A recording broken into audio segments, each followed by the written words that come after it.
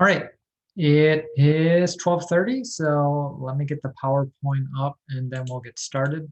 Um, so I should have made your test two available for you to look at this morning. Thought I did that like a couple days ago, but apparently I didn't. So that should be up. If you have questions about how I grade something, of course, let me know. The answer should be on there.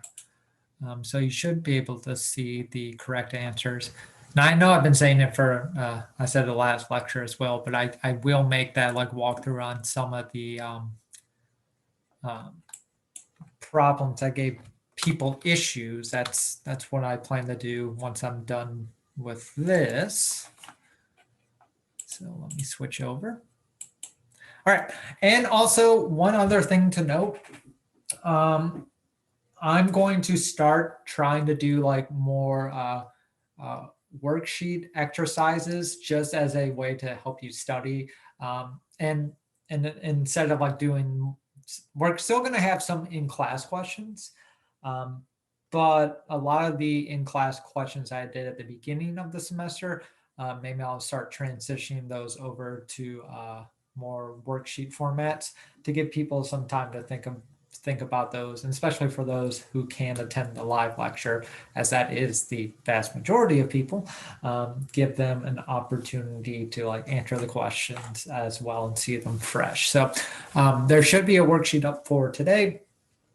Those of you who took biochemistry with me last semester, or I think during the summer I had these as well, you can kind of think of them as study guides as well, where a bunch of questions that relate to the material. And I'll try to still throw in some critical thinking questions here in lecture as well to help keep those who do attend the live sections engaged.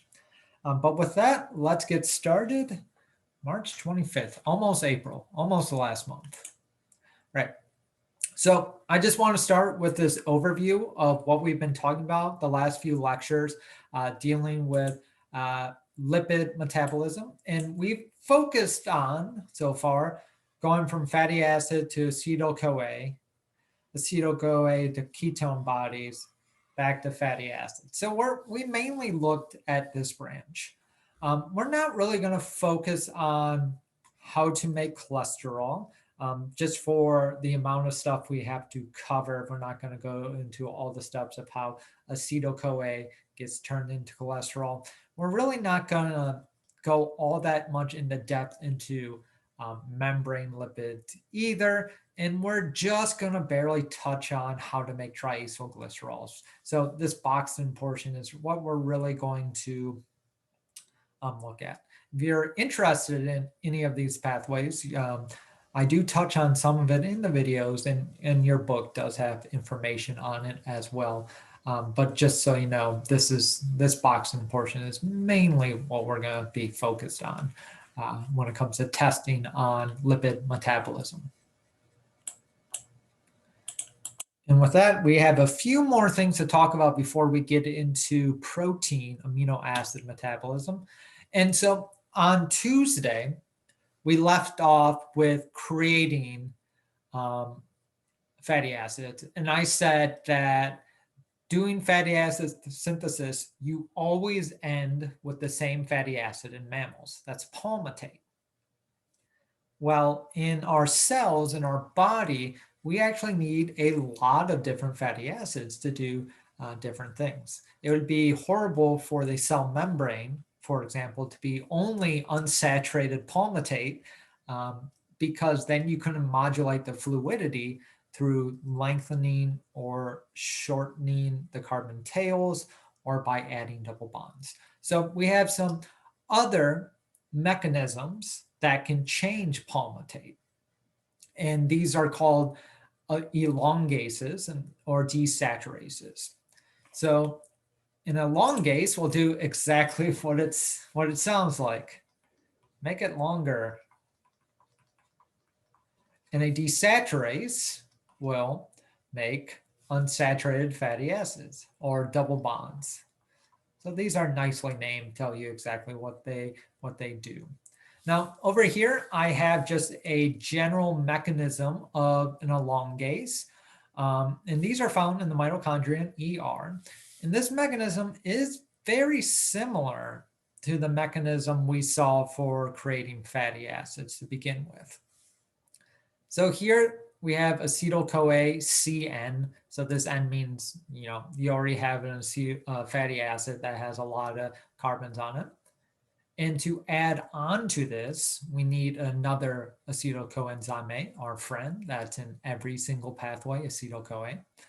And here we have this coenzyme A bond. So I hope at this point in the class, you realize that this acetyl CoA is similar to ATP in that you break the thiol bond to get energy to do things.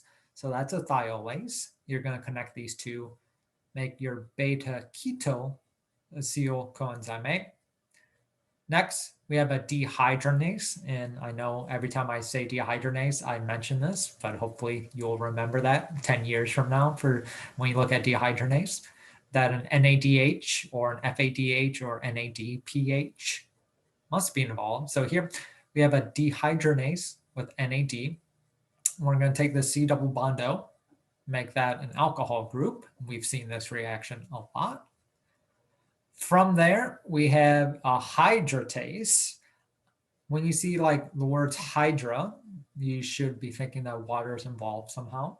And that is what we're doing here. We're taking water out from the alcohol we just made to form a double bond. And then we have a reductase to reduce that double bond to a single bond using NADPH. So this whole mechanism should be somewhat familiar to you based on what we talked about in the last couple slides, right? Combined OH, double bond, single bond. That's basically what is happening. And we can just do this over and over and over again, depending on how long we want our fatty acid. So that's generally your base mechanism for your elongases and elongation. So any questions about that?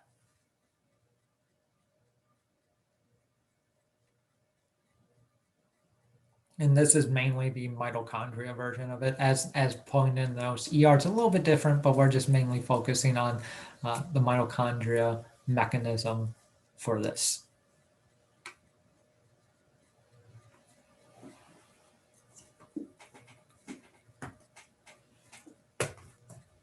All right, let's move on. Now, to get an unsaturated fatty acid, and remember, a good little tip to remember what a saturated and unsaturated, I always remember saturated with hydrogens. So saturated means you have the most amount of hydrogens on your carbon that you can have. Unsaturated is your double bond. And desaturases will make these double bonds.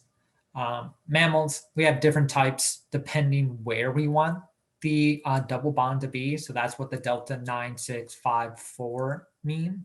It's just saying where we're placing the double bond. And there are some rules to go with these enzymes, which is what I have listed here. So these are the rules of desaturases. So X is at least 5. What does that even mean? So if we look at our fatty coenzyme A right here, so coenzyme A, C double bond O, CH2Y, here's where we're putting the double bond, CS2X, right? So the Y and X are just numbers telling you how many CH2 units we have, right? So X here must be at least 5. Which means you cannot put a double bond within 6 from the end. So this means the last 6 CH2 units cannot have a double bond. Our enzymes are unable to do that. And CH2Y, what that means is you cannot have any double bonds already in between here. So this all has to be single bonds, and it has to be at least 6 away from the end. When placing double bonds, you cannot conjugate them. So you cannot do something like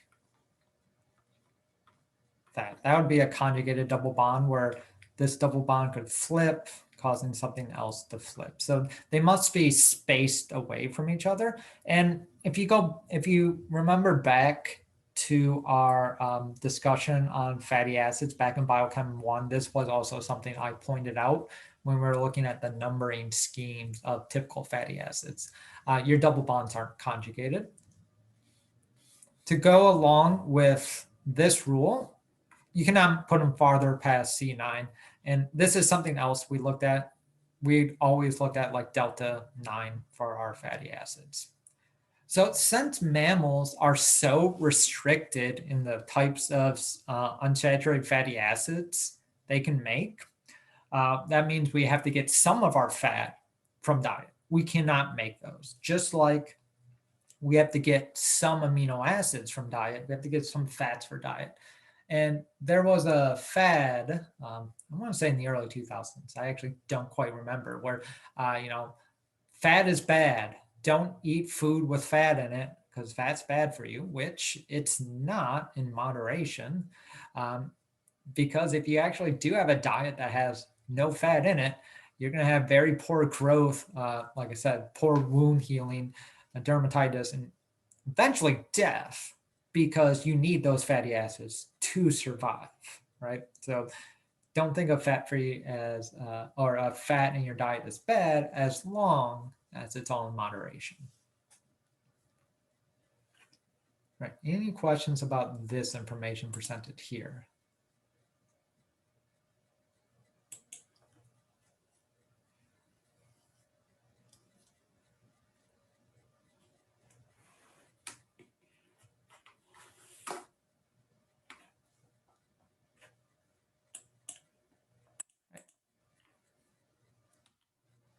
And so far, we've only been talking about making single fatty acids, but triacylglycerols, 3 fatty acids connected by a glycerol, are important. And I have the whole scheme out here, but don't worry about like knowing all these mechanisms. I'm not going to do that to you. For our mechanisms on fatty acids, it's mainly going to be beta oxidation and fatty acid synthesis. But I would like you to know just some basic information in that to make triacylglycerols, they are made from fatty acid coenzyme A, which you should not be too surprised about. So that's what's shown here. These are our fatty acid coenzyme A, and either glycerol 3-phosphate or DHAP. So we have seen these in glycolysis. So we can siphon these off from glycolysis and start the process for making triacylglycerides. So DHAP, like we saw in glycolysis, can actually be used to make glycerol, or sorry, not glycerol, G3P. I'm getting my things confused. Glycerol 3-phosphate we have not seen before. This is the backbone of tags. I was thinking of the other G3P. This is also a G3P. But so this is glycerol, right? And we're going to add our fatty acids to that. That comes from DHAP up here. And this is called Glycerol Neogenesis. So when you take DHAP from glucose to make glycerol, it gets a special name of Glycerol Neogenesis. And that's about all we need from this huge graph, this huge mechanism here. Just to know this part, to really make the glycerol for the backbone, that comes from DHAP. Yeah. And mammals can do this. And during starvation, when you aren't eating fat, this is really when you're going to use it.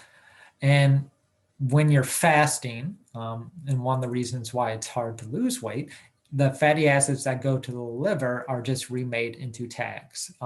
So it's actually quite hard to get rid of fat once you have it, because your body, even though you break it down in your adipocytes and you release it into your bloodstream, your liver will take 30% of that, just remake it into tags and send it back out for storage, right? But during times of starvation, your adipocytes will also start breaking down some of that glucose and make glycerol for that glycerol neogenesis. So we can continue to have those triacylglycerols. I believe that should end all we have on, let me just check. Oh, we have regulation to go. So a little premature there. We have one more slide until we can put triacylglycerols to rest and move on to amino acids. So the last thing we really need to talk about is how is fatty acid metabolism synthesized in the body? And hopefully it's no surprise that hormones are going to be the thing that chiefly regulate this. Insulin and glucagon do opposite processes, right? So insulin means you have glucose available. So that generally signals make fatty acids. Glucagon means you don't have glucose available. So that generally means fatty acid, break down fatty acids. I think I said insulin is fatty acid oxidation. That was a mistake. Insulin is fatty acid biosynthesis, right? Create fatty acids, and glucagon is fatty acid oxidation. And we have some molecules that can regulate this. One, it's fatty acid themselves. So the amount of fatty acid in your blood will regulate the oxidation rate. But looking at some other molecules we've talked about, citrate. Well, if you have a lot of citrate, again, this means you are high energy. So this will turn on fatty acid biosynthesis to store some of that energy. If you have a lot of palmitate, this will actually inhibit biosynthesis because this is a feedback inhibition, like we talked about in glycolysis in the citric acid cycle as well, right? So palmitate is the product of fatty acid biosynthesis. So if you have a lot of palmitate, use some of that energy to do something else in the cell instead of continually making fatty acids. So that will actually go back and inhibit our rate limiting step, if you remember. Talked about this. Our rate limiting step of fatty acid biosynthesis is going from Acetyl Coa to malonyl CoA. Cyclic AMP is, we've already talked about this in this class, but it's a big signal that does a lot of different things. So cyclic AMP means you're low energy. So it will inhibit fatty acid biosynthesis, and it will increase the amount of triacylglycerols that are broken down. That's being shown at the bottom of this image. And that will increase the amount of fatty acid oxidation we have going on in the cell, which is what we want for low energy. Some things that can control the amount of cyclic AMP, glucagon, as already mentioned, epinephrine, norepinephrine, they all increase cyclic AMP. And we already looked at this mechanism, but chiefly how cyclic AMP works is that cyclic AMP will go turn on PKA, phosphate kinase A. This will go and phosphorylate a bunch of different enzymes, which causes this change in synthesis and breakdown. Insulin, opposite effect of cyclic AMP, as you would expect. Insulin means we're fed. So make that glycogen, make triacylglycerols, activate acetyl CoA carboxylase, which is the rate limiting enzyme in this process. And we talked about this on Tuesday. Malonyl coenzyme A also inhibits fatty acid oxidation, as if you have malonyl coenzyme A around, that means you are making fatty acids. So if you're making fatty acids, you don't want to just turn around and import them into your mitochondria to break them down. So the way malonyl coenzyme A stops fatty acid oxidation is palmitoyl transferase 1. This is the thing that is taking fatty acids into your mitochondria. That's the enzyme that's doing that. So it stops that process and stops the breakdown of fatty acids. So that is just a sample of the way that fatty acid synthesis and oxidation is regulated inside your body. There are a lot more going on, but we're just gonna focus on this and just briefly look over it here. So up to this point, any questions people have about anything?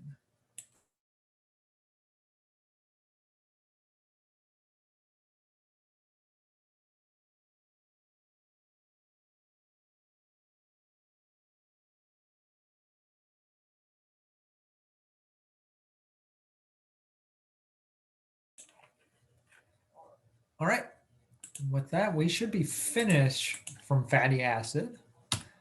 And now we can move on to proteins.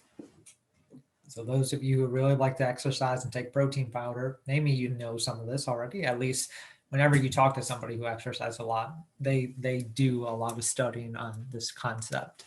So first, let's look at half-life of enzymes.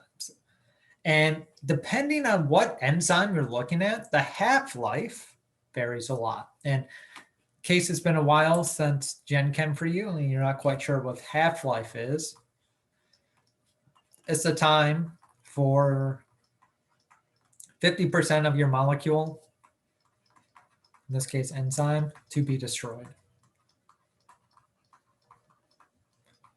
So H means hours.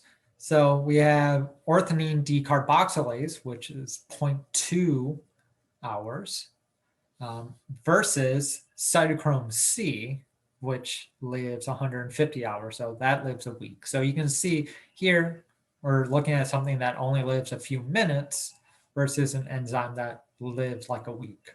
So why do we have these enzymes that have different lifespans? And generally, it's due to what they're doing inside the cell. So enzymes that are destroyed incredibly fast usually are your control point enzymes. It's your enzymes that are rate limiting steps. They're controlling flux, which makes some sense, right? If you have those around and you don't have a good way of destroying them, then it's really hard to turn off flux or decrease flux because they're always going to be around. So if you make it that they are destroyed within like 20 minutes of being created, then you have a regulation via DNA at that point, where as long as the gene is open to transcription, you'll constantly be remaking this protein. And then you can turn off that gene, you can bind it or hide it away in the histones. You're no longer making that protein, that enzyme, they'll naturally be destroyed. And that's a good way to control flux. So that's what we see for short-lived enzymes. While the long enzymes, they're usually doing something important, and they're usually viable under all cellular conditions. So it doesn't matter if you're hungry or you're starving or you're under shock conditions or normal operating conditions.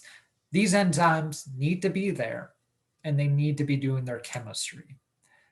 So that's why we see these enzymes not be destroyed. So if for some reason their gene no longer is able to be accessed and transcribed, well, they're still going to be around for a week anyways. And generally, there's some correlation between the lifetime of an enzyme and what the N-terminus residue is. This is something I went over in the video where I broke down, what amino acids correspond to short lives or long lives. So if you're really curious about that, like what are the trends, feel free to refer back to that video. Now, to break down proteins, that's lysosome's job, usually. We'll see, not always, but usually. And to do this, it has proteases. And if you remember, proteases are enzymes that break down proteins, proteases. And inside the lysosome, you have a low pH, lowish, so like a pH of 5. And the proteases inside lysosome will only be active at a pH of 5. So the question is, and I went over this in the video, see if you remember, why do the proteins in lysosome only work at like a pH of 5? And by why, I mean like, what is the logic of having your lysosome proteins only work at a pH of 5? Why not, say, work at like a pH of 6 or a pH of 7? What is the logic behind that?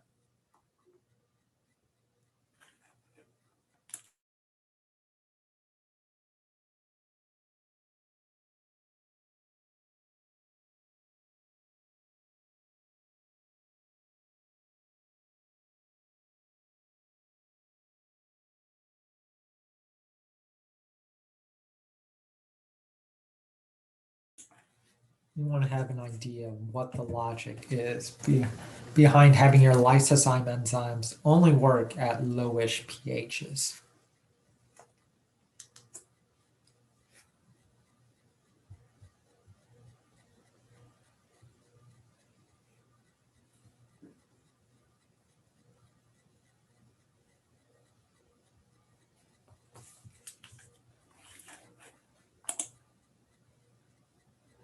Protein concentrations and the hydrophobicity of those proteins.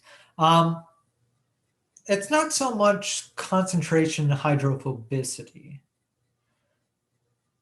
That's not quite the logic of why lysosome enzymes are active at low pHs.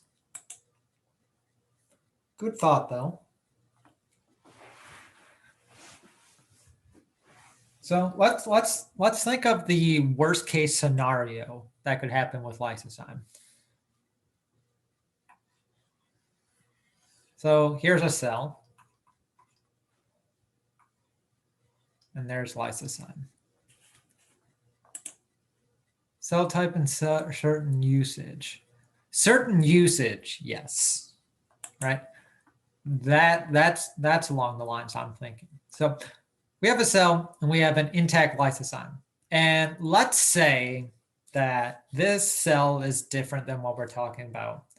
And the lysosome enzymes work at a pH of anywhere from like, I don't know, 3 to 9. They're okay from any of those pHs. Or let's say the inside of this specific lysosome 7, right? All the enzymes in there work at a pH of 7. And then an accident happens. And the accident is lysosome bursts open for some reason. Ran into something or what have you.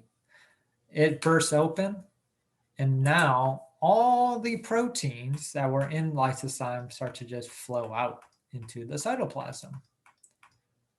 Well, if the pH inside the lysosome was the same as the pH of the cytoplasm, these proteases will now just start breaking down anything they come into contact with.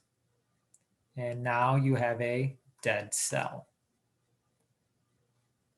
While if your lysosome is at a pH of like 5, and the enzymes inside your lysosome only work at a pH of 5, under this same scenario, your lysosome breaks open.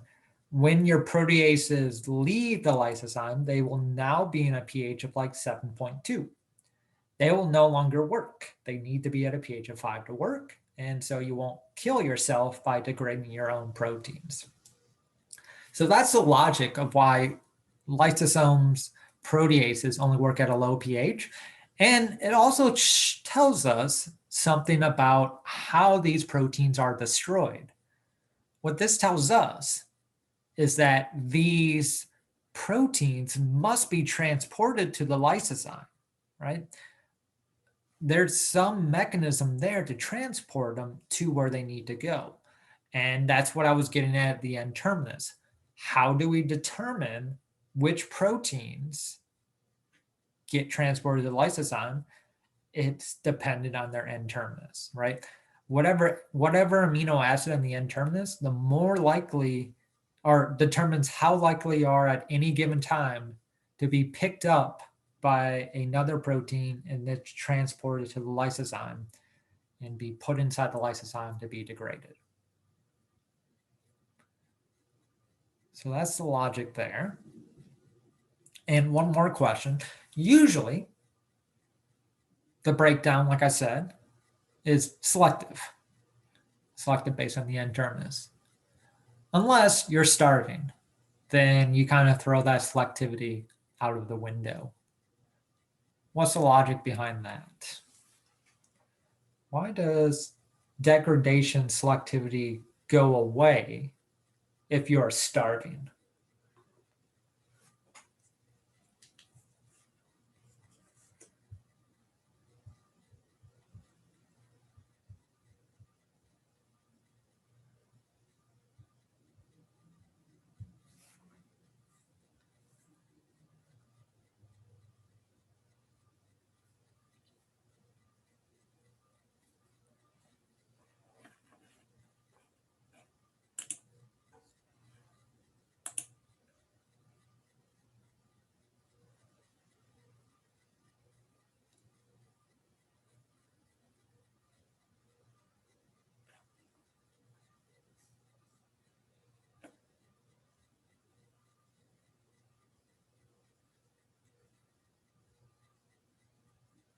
You want to have ideas. And basically what I'm saying is that under starving conditions, you can just erase all these times.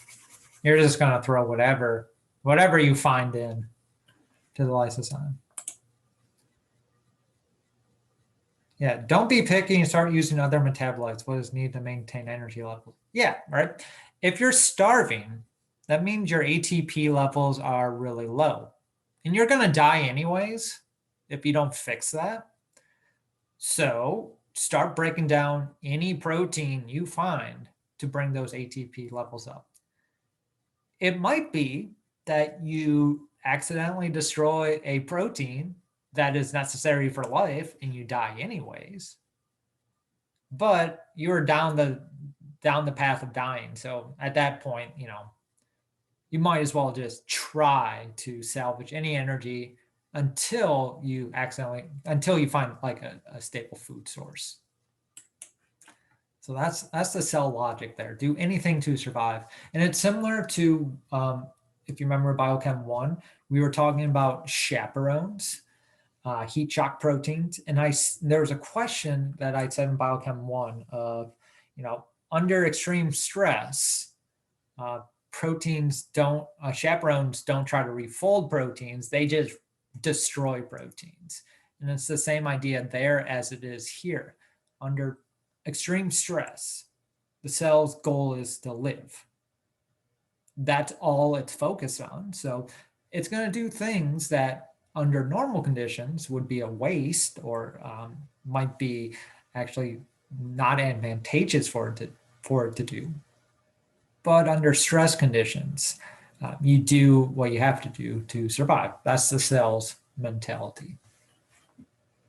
All right, any questions about this information?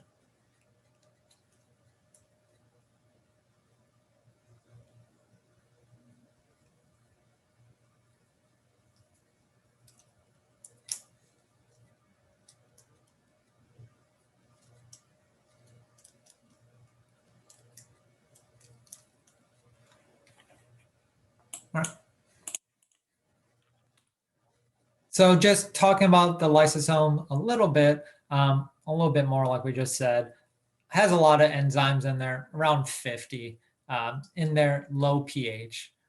And actually I have the answer right here, protects against accidental leakage. And they're usually just used for recycling purposes. Take an old protein, chop it up, now you have amino acids ready, put them on tRNA again, start making a new protein. So, and like I said here, if you're under well-fed, you are going to be selective. Under starving conditions, I think I have these actually switched. Well-nourished cells, you have a selective pathway. In starving conditions, that's when it starts to get non-selective. And it really depends on protein signals. So one signal that is important for showing that you're going to be degraded is KFERQ. Don't worry about remembering that. I don't think it's important to memorize such a thing, but that is one way other than the N-terminal signal. If your peptide contains KFERQ, that's a signal to this protein should be destroyed fast. So that's one way. Another way we can control the speed of degradation in proteins.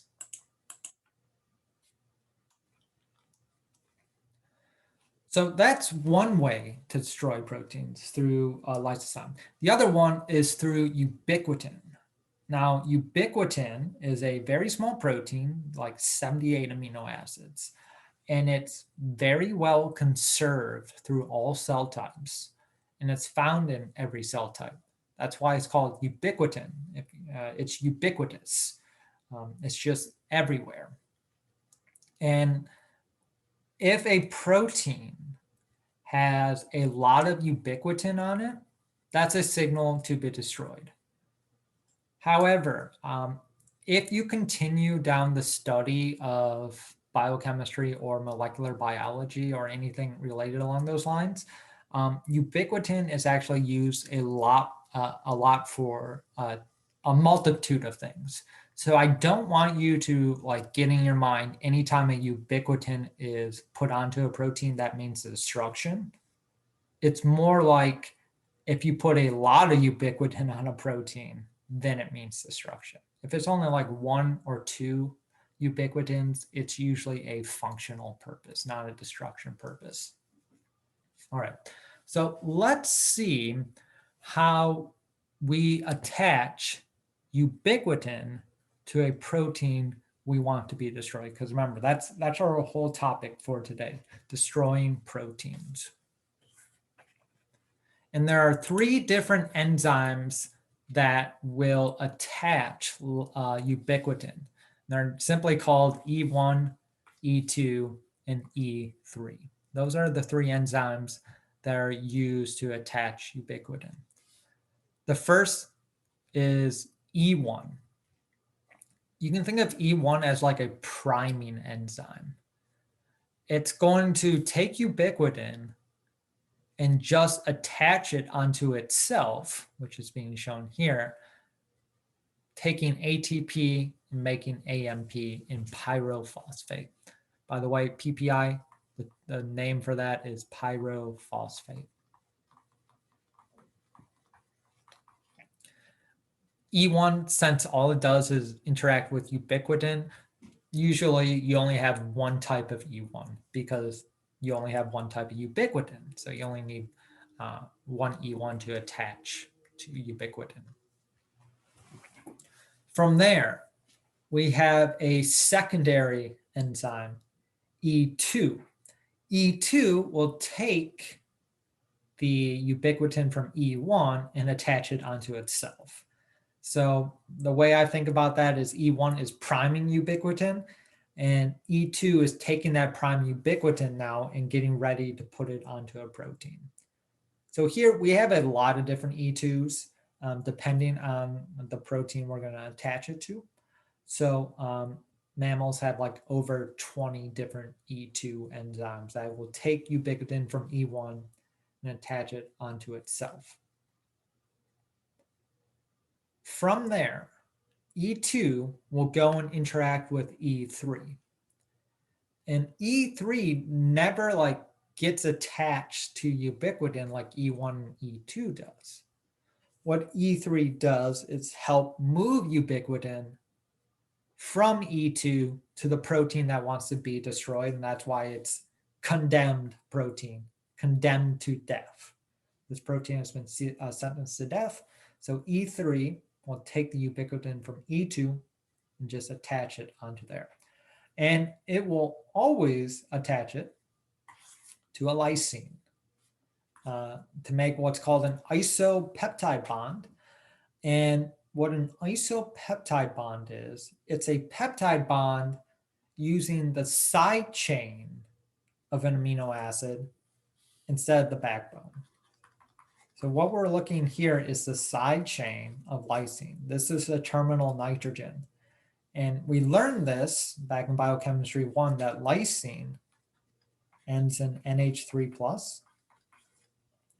Here, we're just attaching a C double bond O to it and the rest of the ubiquitin. Right, so that is what's going on there. And like I said, one ubiquitin is not enough to signal destruction. You need multiple ubiquitins. Here I'm saying that it can be 50 or more ubiquitins. That's what UBQ means. And so to attach ubiquitin, you always need to attach it to a lysine. So ubiquitin itself has a lysine at position 48. And you make this isopeptide bond for other ubiquitins. So what it would look like is if my triangle is my condemned protein connected to a lysine, not a cysteine, that's L, that's an L, if you can believe it. UBQ through an isopeptide bond. Then here we have lys 48 and another isopeptide bond UBQ over and over and over again, up to 50. And once you have this long chain ubiquitin, that's a giant flag that this protein should go and be recycled. So that's the other pathway we can take other than lysosome, ubiquitin. And we'll look in a second, ubiquitin does not go to lysosome. Ubiquitinated proteins, they have their own mechanism for destruction. But any questions about the sequence for adding ubiquitin to a condemned protein?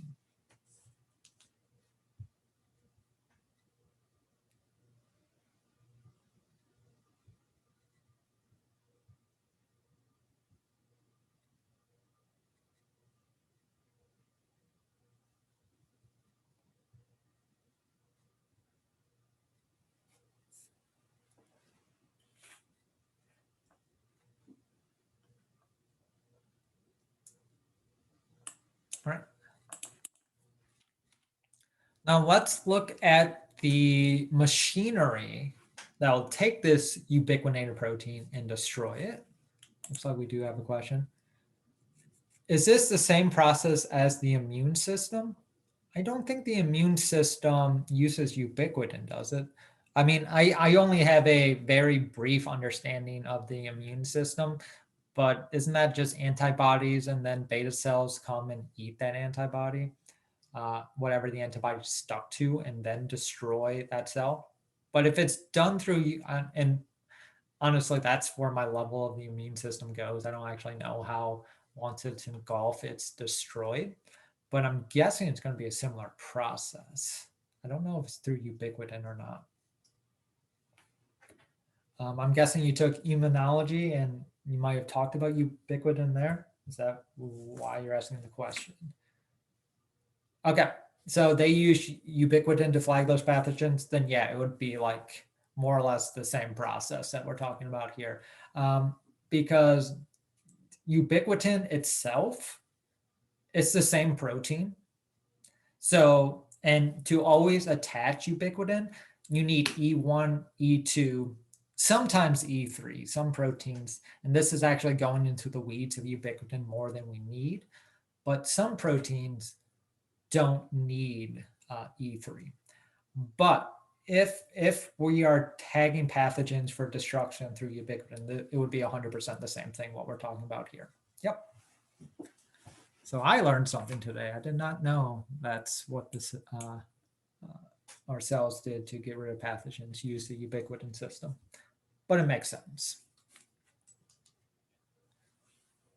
Right, so to destroy, sorry, did not mean to turn on my phone there. So to destroy a molecule that was ubiquitinated, we have a proteasome, the 26S proteasome.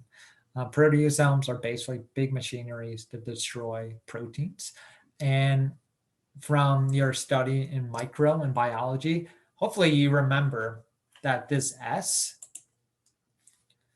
is basically a weight due to centrifugation. It's just where, when you do very fast centrifugation, where does it end up in its density? So that's why we have different S ribosomes. So this is the 26S proteasome. And we destroy our complexes using ATP. And unfortunately, as by the picture shown here, we actually don't know what it looks like that well. It's very hard to study to get a complete image of this. We do know that it has two 19S caps, and in the middle here is the 20S proteasome. And it's these two 19S caps plus the 20S that's making a 26. Again, remember with density, you don't add the numbers. You have to do a whole new experiment to see where it ends up. So let's look at this 20S. So this image right here, whoops, that's the 20S. And here we just have a bunch of different subunits called alpha and beta. So we have 7 alpha subunits, 7 beta subunits, and then we just repeat. That's what these little primes mean. It's so alpha 1, or let's see, alpha 7 here and alpha 7 here would be the same sequence. They're just saying you have 2 copies of it. And when we study this, there's only certain subunits that will do the proteolytic activity, beta 1, beta 2, and beta 5. So those are the only things that are cleaving. Beta 1 cleaves after positive residues. Or sorry, I got that mixed up myself. Negative residues are acidic. B2 after our positive residues, and B5 after hydrophobic residues. So that is how we can just take in any protein and just start chopping it up.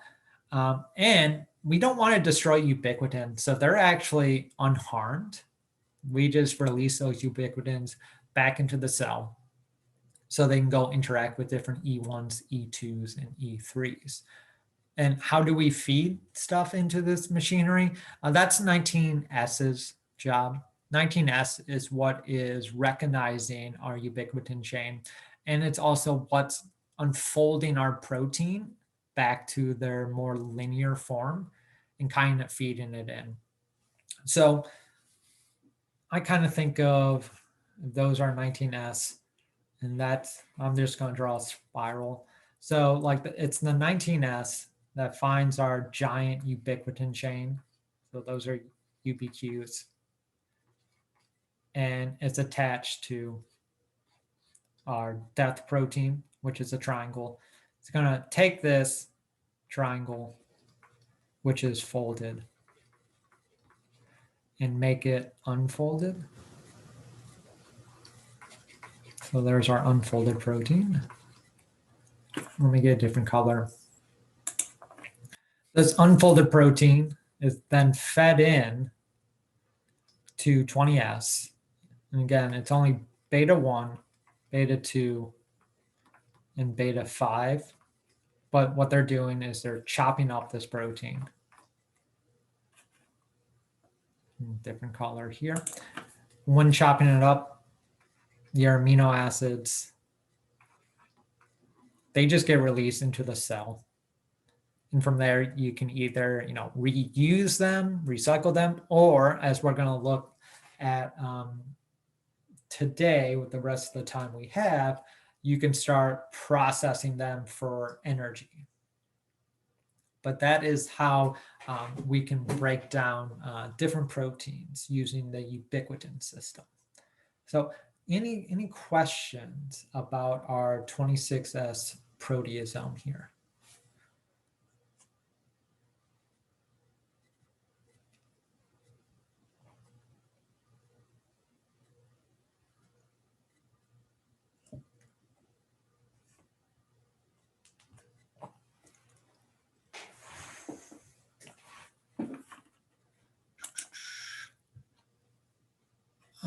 Do proteins enter both caps at the same time? That's a good question. I'll say I don't actually know the answer to that question. So my best guess would be, I'm going to guess it's kind of like the GROW-EL, GROW-ES system, where they kind of like take turns as a way to like maximize the efficiency, where you get fed in one side and then you immediately get fed in the other side. But it is possible, since if you look at our structure here, it's basically you take this and you split it in half. And here are all the beta subunits doing the degradation. So it is possible that you could be fed into one side at the same time you're being fed into the other side. Yeah, that's a good question. I have no idea about the actual answer to that. If you want to look it up and find me a reference, I'll be always happy to give people extra credit on finding out stuff I don't know. So I'll put that out there. If you want to find like a paper that says that or an abstract, and send that to me. I can give you some points on your next test, no problem. Yeah, so GROW-ES and GROW-EL is that dual chamber, right? But they only accept one at a time, all right? In your book, the way that they show it is like they'll do the mechanism up here, and then they'll say, okay, now this flips 180 degrees, and we're just going to repeat the picture. So that, as presented, does say only one goes in at a time. And my hunch would be it's the same thing here, where one side is used at a time, because it is similar where you have to use ATP. But like I said, I honestly do not know.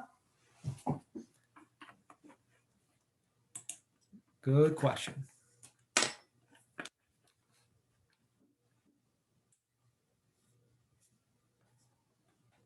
All right. So if there's no other questions on this topic, we can move on.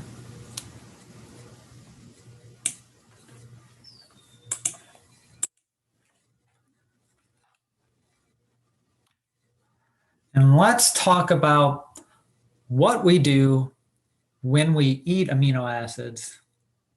How do we get rid of them in our body? So those bodybuilders, what happens when they eat 200 grams of protein a day?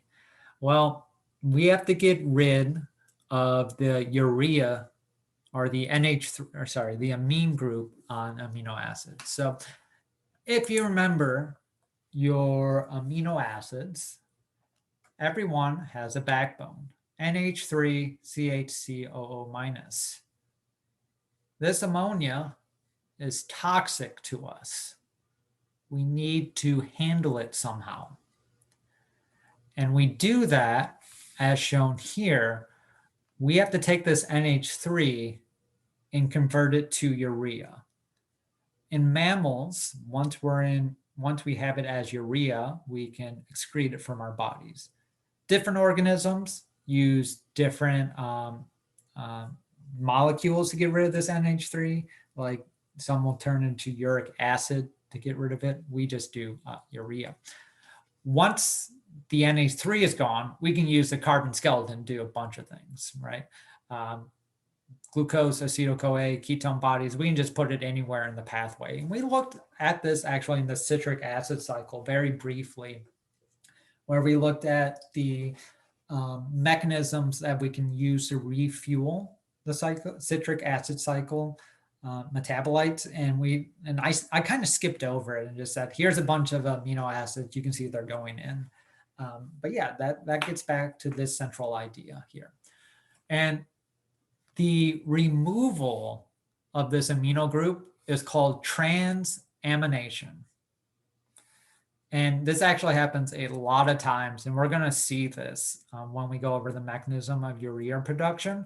But for every single amino acid that you want to digest, you have to more or less play hot potato with this NH3 until you get it to urea. And generally, what happens is that for any amino acid, it's going to interact with our friend alpha ketoglutarate from the citric acid cycle, and it's going to accept that amino group to make an alpha keto acid. This thing is ready to go and be digested. However, from that alpha ketoglutarate, we make glutamate, which has that NH3 group. And we want to reuse this alpha ketoglutarate.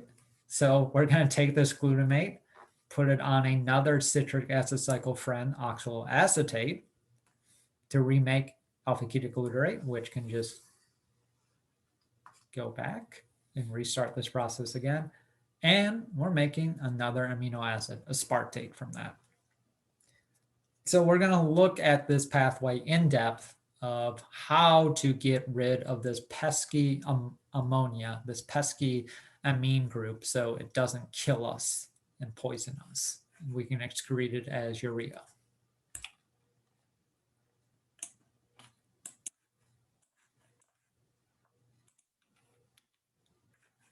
So first, let's look at, once we make glutamate from alpha ketoglutarate, how is this process going? And let me just say, as saw in that previous slide, doing transamination actually doesn't get rid of the ammonia, doesn't get rid of the amine group. You're just moving it around.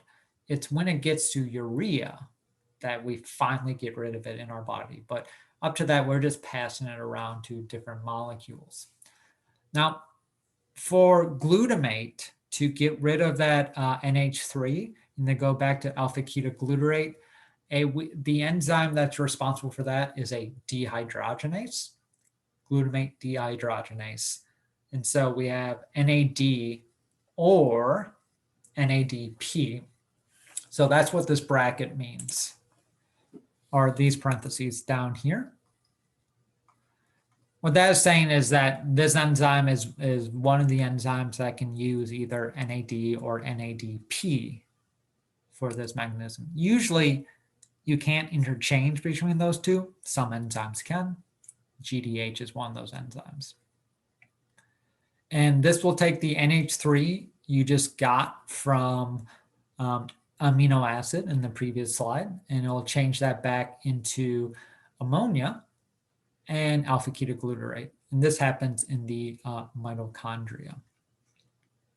Now, this process is generally inhibited by GTP and NADH, while it's activated by ADP and NAD+. Why would it make sense, and that's the question I have here, why would it make sense that glutamines being deaminated is controlled by levels of GTP, NADH, and NADP, and NAD+? Why does it make sense that this turns it on, this turns it off?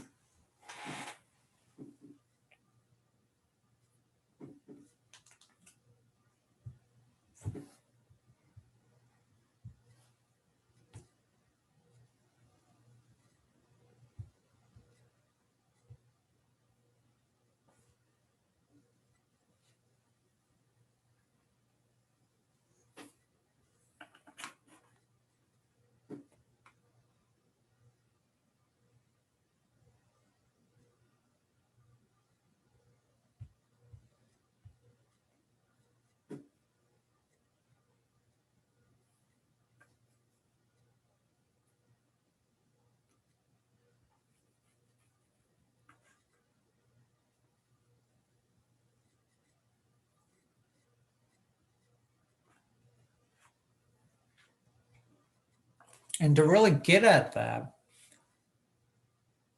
remember from the previous slide, how did we make the glutamate to begin with? Right? We had alpha ketoglutarate. And what we did is we took that amine group from an amino acid and gave it to alpha ketoglutarate and gave it to glutamate. And alpha-ketoglutarate is the metabolite that we really need to make this first transition happen. And to restore our alpha-ketoglutarate, we need GDH. So that's the logic that goes back here. So this is inhibited by GTP and NADH. The logic for that is these are signals of high energy. And you are breaking down these amino acids to use their carbon skeletons for energy. So stop doing that if you already have high energy. Maybe use the amino acids for making proteins at that point. While if you have ADP and NAD plus around, these are signals for low energy. So turn on GDH and continue to break down amino acids for energy. Don't use them to make proteins if you're already low in energy. Break them down to start making ATP. So that's the logic between here. And also another part of that is you can break down those amino acids, form alpha-ketoglutarate, and then it could be put into the citric acid cycle, increasing overall flux through the citric acid cycle, increasing overall production of ATP. So that's how the amount of amino acids can directly influence flux of the citric acid cycle. Like I said, these amino groups, toxic to us, so we need to get rid of them. And for mammals, that is through urea. So any questions about that logic or what is presented here?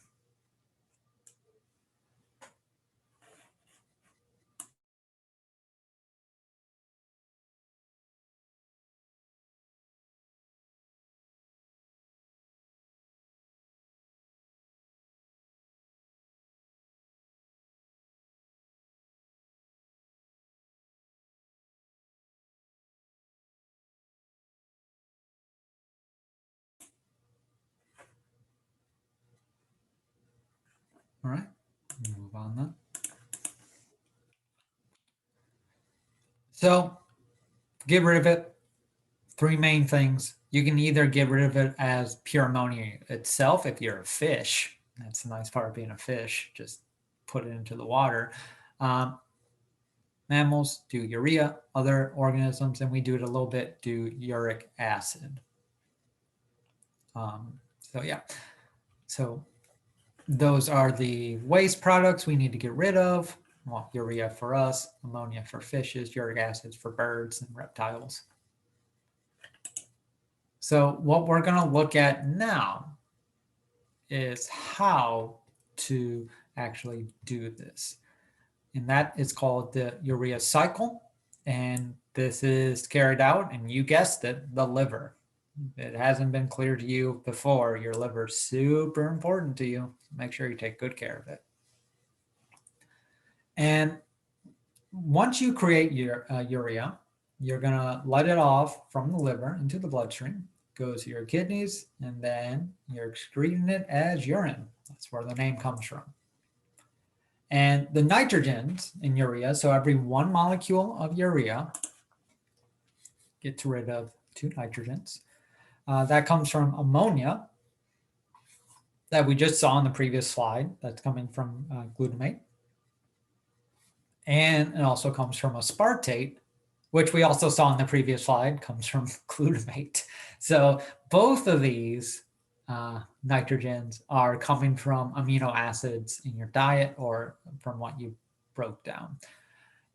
You can see that we also have C double bond O, that's from carbonate, and our carbonic acid rather comes from CO2. So this is one way you can also get rid of the CO2 in your body is through urea.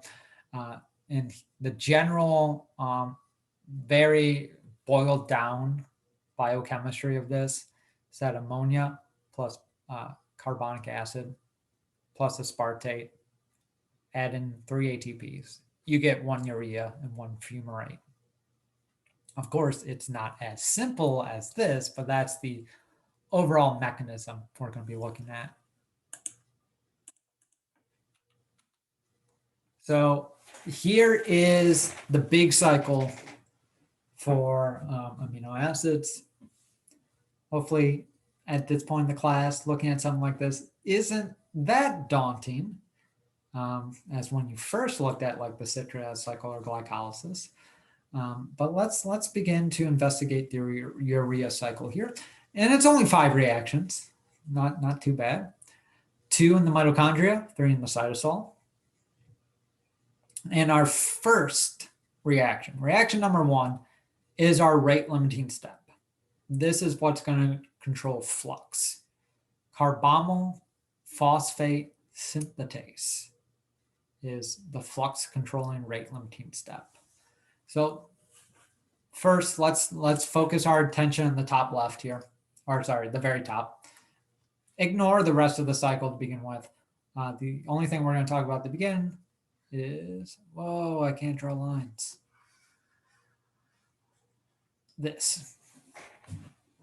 All right, so this reaction, glutamate to NH3, that was what we looked at 2 slides ago. That is glutamate dehydrogenase, GDH. That makes alpha-ketoglutarate in our NH3. Alpha-ketoglutarate can take an amino acid to make our alpha-keto acid that can go and be fed into a bunch of different pathways. We make glutamate.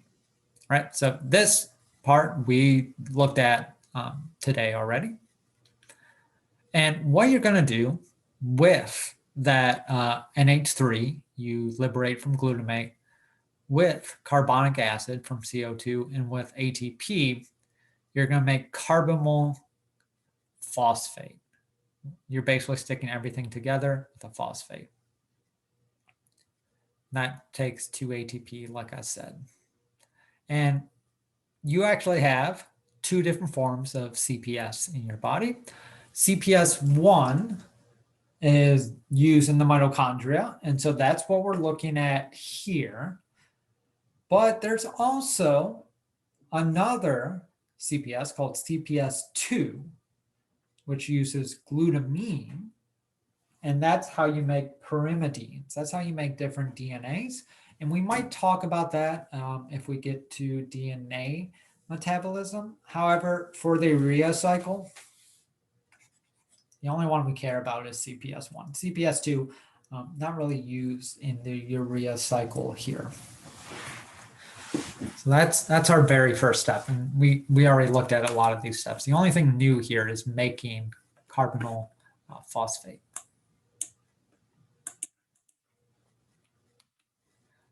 So let's look at this mechanism. How can we possibly combine all these things and make a molecule? So we take our carbonic acid, and this is where our first ATP comes in. We stick a phosphate onto there, and we lose ADP to make carboxyphosphate. Once we have our carboxyphosphate, this phosphate is what is going to help prime the addition of ammonia, NH3. So that NH3 goes on to our C double bond O, and we lose our phosphate here to make a carbamate. However, we need to prime our carbamate with another phosphate for the chemistry that's to come. So that's where our second ATP is coming in. Add our phosphate to the oxygen of our carbamate and make our carbonyl phosphate. So that is your rate limiting step. A lot of motion going on there, but add phosphate, add ammonia, remove phosphate, add phosphate. That's all that's happening. Add phosphate, add ammonia, remove phosphate, add phosphate on the other side. All right. Any questions about anything covered up to this point in the class?